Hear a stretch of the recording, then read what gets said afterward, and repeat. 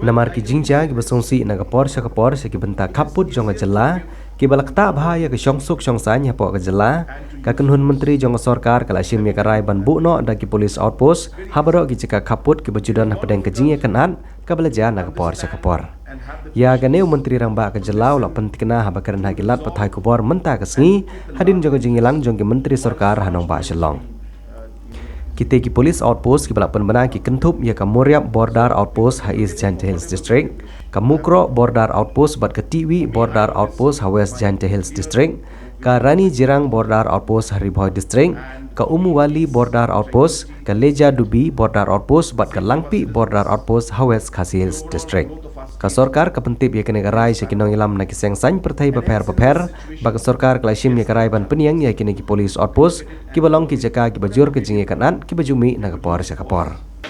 The third and the most important decision for today was the creation of different outposts in different sensitive locations of the state along the border areas.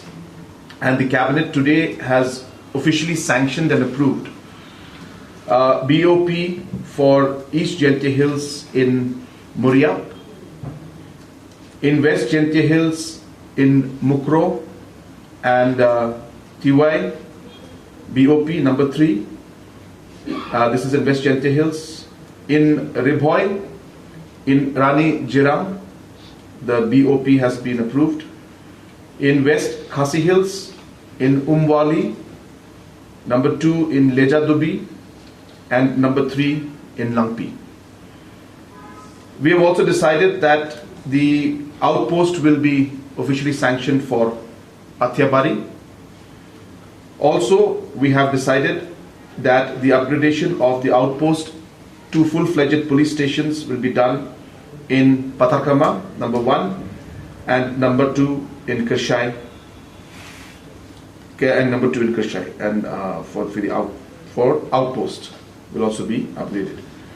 So these were the different locations where the BOPs have been sanctioned, and we will ensure that we swiftly act and ensure that the manpower is there in these different locations, and required infrastructure also be created at the earliest.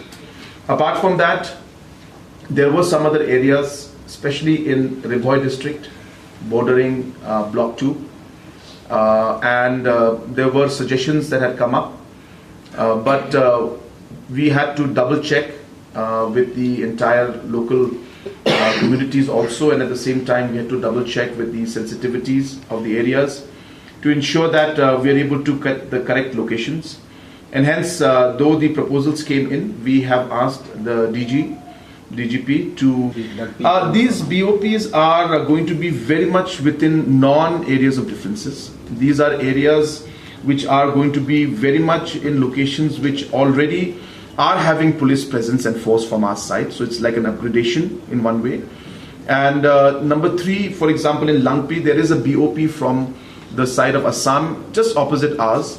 But ours is an ADC right now. There's an anti-dacoity camp. So we're just upgrading that and making it in parallel at the same level of what Assam has and theirs in the area of difference on their side.